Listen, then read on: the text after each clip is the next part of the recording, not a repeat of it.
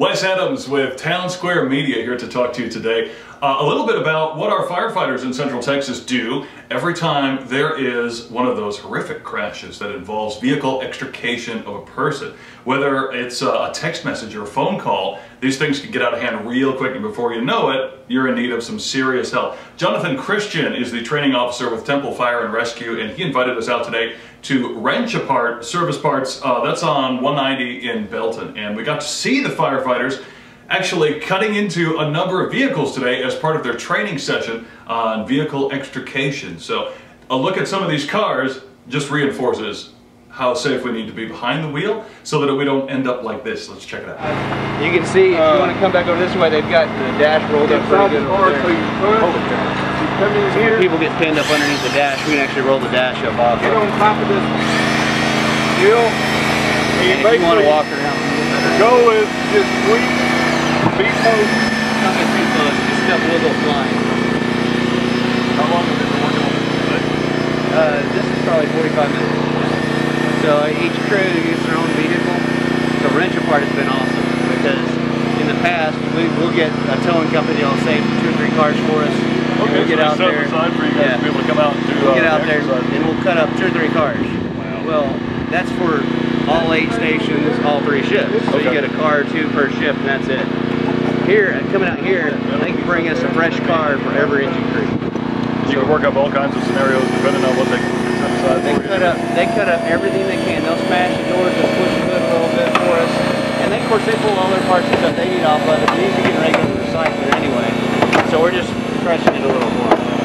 But it gives us that practice of, hey, I can pop 4 doors 4 different ways. I can cut all the posts, do a roof flap. I can pull the roof back and get it completely off. I can pop a trunk with some of them, oddballs, I can hold the dash up, different things like that. Those to gain access. It's a lot of things that are just odd. I got a Mercedes over there. How many times you get to do it? Cut up a Mercedes or a BMW? How often do you guys do these kind of exercises? We try to do some extrication stuff every year, so a drill anyway every year. We'll do other smaller extrication classes that'll be like, we just did one a couple of months ago that was alternative fuel vehicles and how to deal with them when you're doing extrications. And so we'll do things that correlate all the time. We train 2 hours a day every day. And it looks like you got quite a bunch of guys out here working on stuff today. We have 2 engine crews out here right now. And it seems like there's no shortage of this happening on our expressways and everything around here. I imagine this is a real important time of year when you guys get to come out. Absolutely. With I-35 and all the construction, we see quite a few wrecks, and so this gives our guys the ability to really practice in a controlled scenario where they can practice some techniques. They can try something new they saw. Some firefighter up in New York found a new way to do something, and he thought this was great. But we can try it out and say, nah, it doesn't work for us, or we like it, or we don't like it, or whatever. But it's pretty awesome because it's just getting the guys' hands on time with the tools, making sure they're comfortable with the tools, and we also have a lot of new battery operated tools that are they're the same kind of hydraulic tool, but they're running off a little battery pack. Oh wow! And so now you get a little further with it. Yeah, you can walk around with them a little easier, and you're actually carrying them on every frontline engine company. Okay. And a lot of them are little combi tools, so it's a little cutter and a little spreader. So it's not the best cutter and it's not the best spreader, but it does a little bit of both, and it works good for our initial door pop and things we need to do while we're waiting for the big rescue to get there with all the big tools. Look at how it just lifts up the whole console and everything. Yeah, when we roll a dash, it does a lot. But now to roll that dash, you have to make the right cuts in the right places all the way through. And you see they cut down the A-post and they made a really good cut on the front quarter panel. And that allows us to roll. And we normally wouldn't roll them that high. We'd roll it just enough to get the range out. But we like to see how far can we go. Can we if we need to? Yep. And so we're like, man, we can go a long way. And a lot of times we'll let it pop out. We'll watch those things and make sure we don't ever let them pop because you don't ever have it come back on a person. When you're on an accident scene, you're going to get just enough and get them out. But when we're practicing, it's nice to see how far will this go. How much push can I get out of it? How much can I get out of the ram?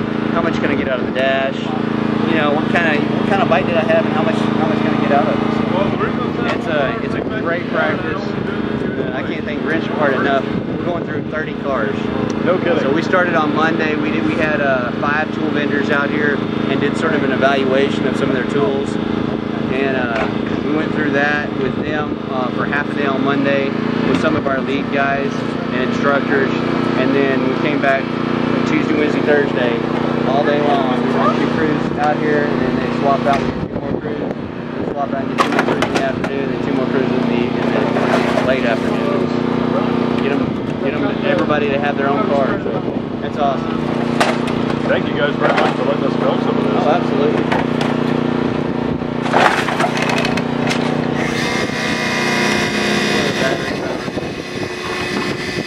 This fender actually comes back down.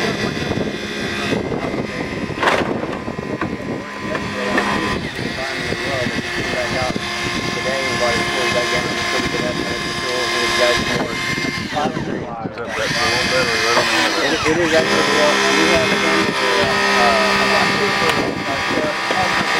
different specialized batteries a little bit longer life.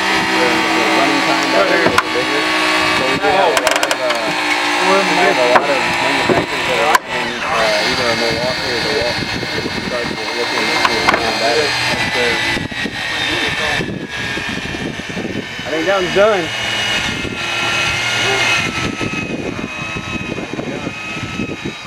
Finally make you change your battery today. I think that's about it. Did you want to look at any of the other ones?